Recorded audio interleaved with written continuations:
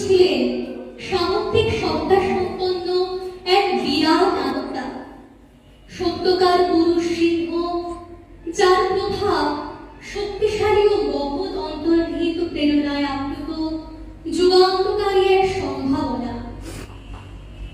1863 খ্রিস্টাব্দের 12 জানুয়ারি তার জন্ম, মৃত্যু 1902 খ্রিস্টাব্দের 4 জুলাই। এই স্বল্প সময়ে জ্ঞানের যে দীপশিখা তিনি জ্বালিয়েছিলেন তা আজও আমাদের আরো দেখায়।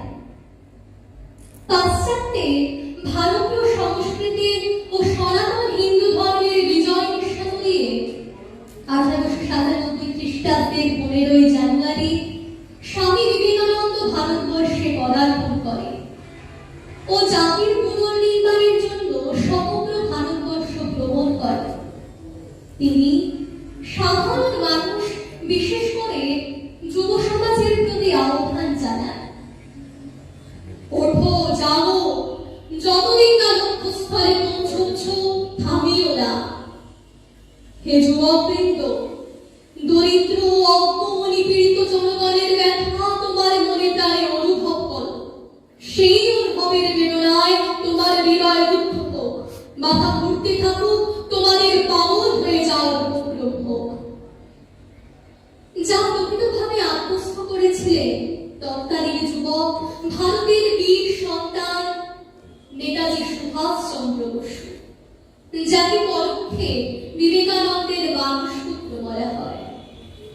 নতুন ভারত গড়ার আদর্শে উদ্বুদ্ধ প্রাণোচ্ছল বীর, উৎসাহী, নির্ভীক, অথচ সব সহানুভূতি সম্পন্ন যুব সমাজ জাতি, ধর্ম, বর্ণ নির্বিশেষে সব মানুষের মধ্যে প্রেম ও ভালোবাসার মধ্যে দিয়ে এক সহজ উদার মানবিক সম্পর্ক গড়ে তুলতে পারবে এবং এর মধ্যে দিয়ে এক মহান ঐক্য প্রতিষ্ঠিত হবে। এ বিষয়ে তিনি স্থির নিশ্চিত ছিলেন। তৎকালীন সময়ের দাবি মেনে যুব সমাজের প্রতি তার আহ্বান ছিল শত শত শতাব্দীর কুসংস্কার নির্মূল করা, ক্ষুধার্তের মুখে অন্নদান করা, সকলের মধ্যে শিক্ষার বিস্তার করা, দেশকে ভালোবাসা, দেশের বাইরে বেরিয়ে বিশ্বকে জানা। তার বিখ্যাত উক্তি, ভারত মাতা সহস্র যুবকের বলিদান চান, এর জন্য মানুষ চাই, পশু নয়। মানব জীবনের নিজস্ব সম্পদ বিবেক, মনুষ্যত্ব। যাদের জীবনে শক্তি নেই তারা মৃত। তার মতে চিন্তা ও কার্যের স্বাধীনতার উপরে নির্ভর করে জীবন, উন্নতি, কল্যাণ। নিরাশ হয়ে না। ভগবান গীতায় বলেছেন, কর্মে তোমার অধিকার, ফলে নয়।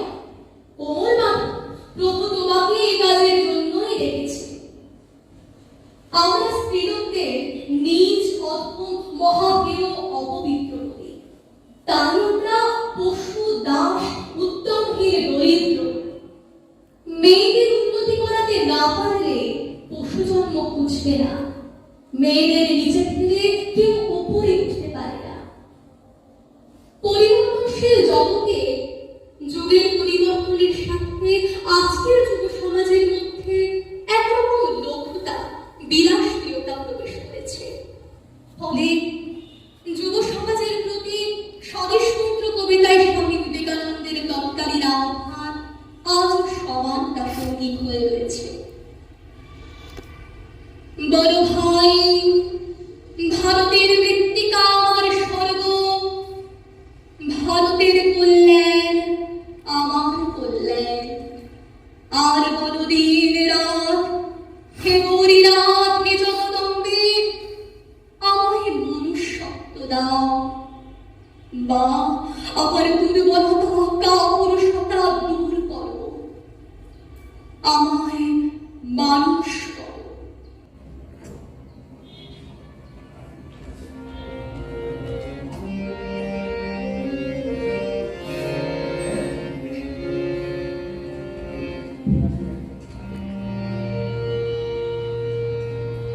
জয় বীর শরণ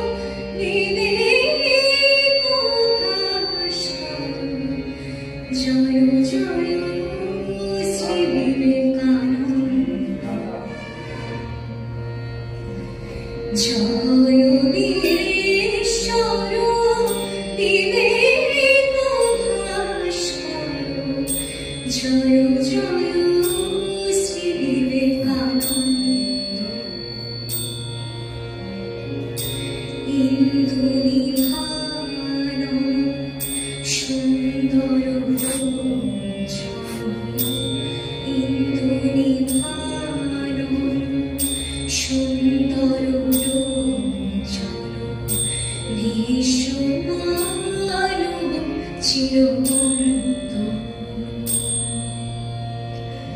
জয় বীরেশ্বর বিবেক ভাস্কর জয় জয় শ্রী বিবেকানন্দ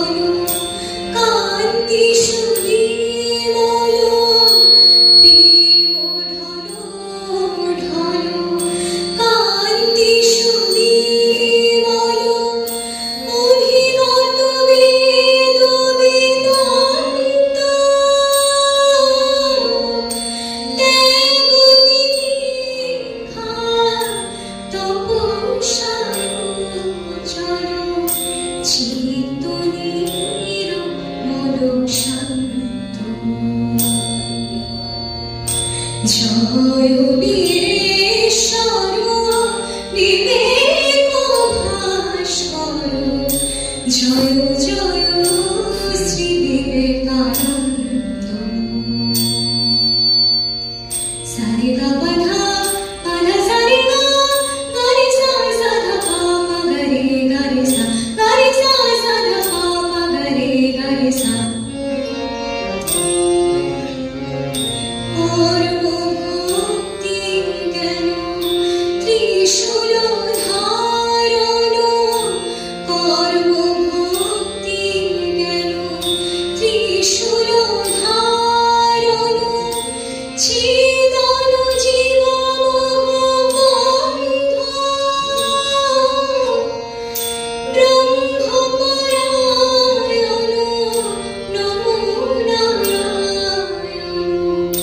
দেহি দেহি চরণারবিন্দ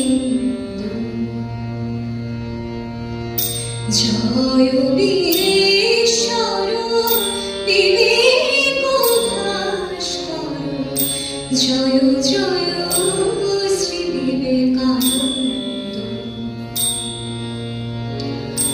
ইন্দুনিভানন সুন্দর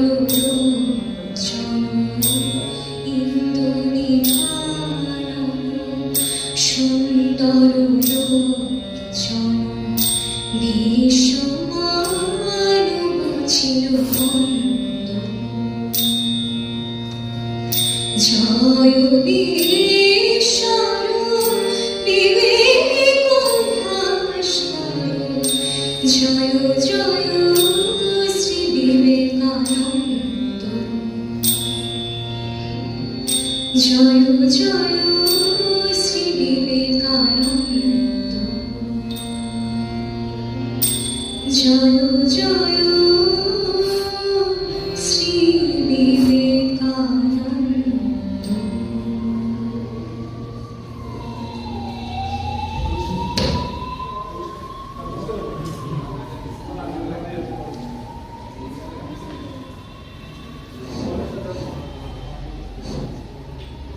এখন যে গানটি পরিবেশিত হচ্ছে সেটির পিছনে একটি ঘটনা আছে যা বিশেষ তাৎপর্যপূর্ণ। 1893 সালে স্বামীজি যখন দ্বিতীয়বার রাজস্থানের খেতড়িতে যান, সেখানকার রাজা অজিত সিং একটি সঙ্গীতানুষ্ঠানের আয়োজন করেন এবং স্বামীজিকে সেখানে আমন্ত্রণ জানান। কিন্তু সেই অনুষ্ঠানে এক খ্যাতনামা বাইজি সঙ্গীত পরিবেশন করবেন শুনে স্বামীজি ক্ষুব্ধ হয়ে সেই স্থান ত্যাগ করতে যান।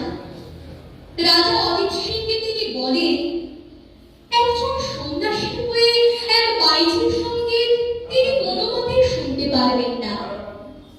তার এই মন্তব্য শুনে সেই বাইজি ভক্ত সুরদাসের একটি ভজন গেয়ে ওঠে, যা শুনে স্বামীজি বিহ্বল হয়ে যান। তিনি উপলব্ধি করেন ঈশ্বর সমদর্শী, জগতের সবকিছু ঈশ্বরেরই রূপভেদ মাত্র। সেখানে সূচি অসুচি পাপ পুণ্যের বিচার চলে না। সুরদাসজির এই ভজনটি এখন পরিবেশন করা হচ্ছে।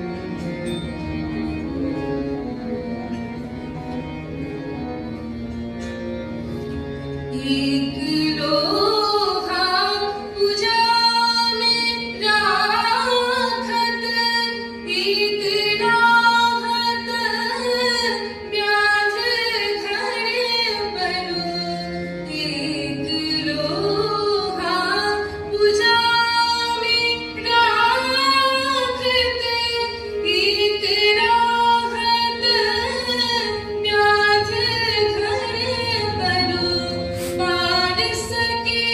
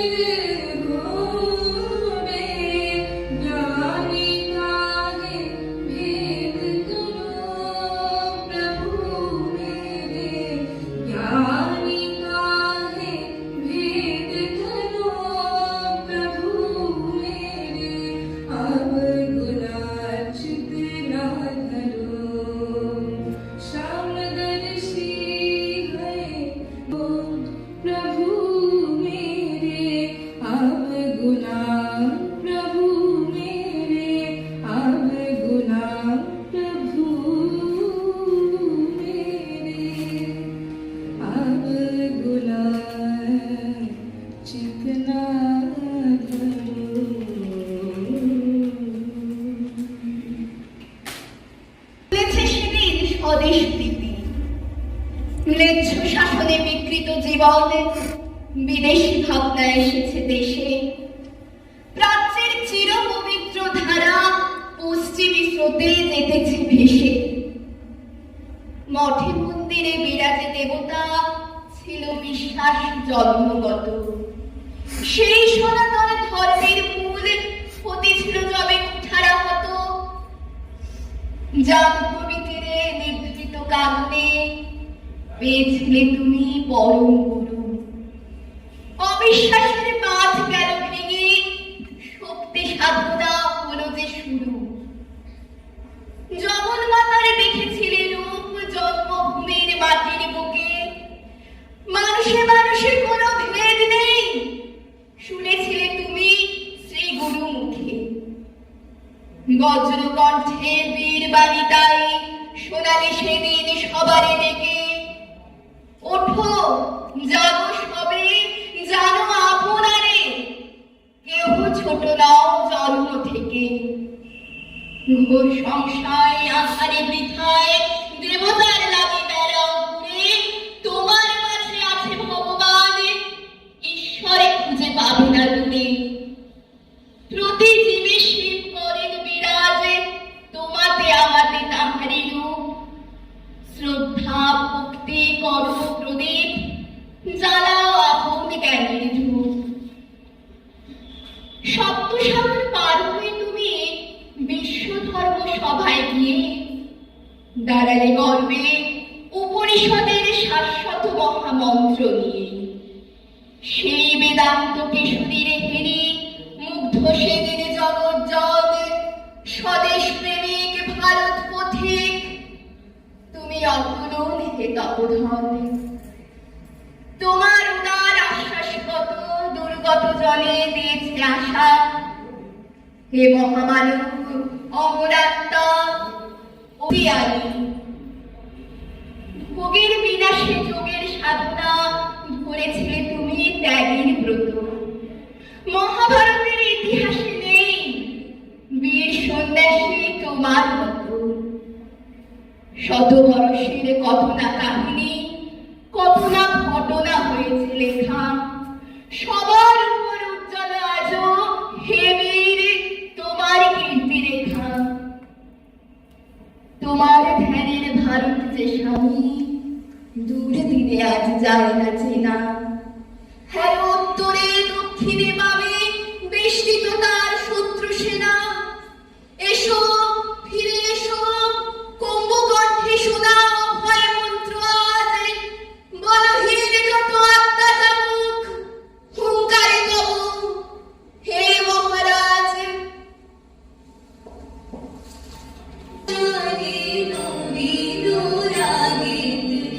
ভারতে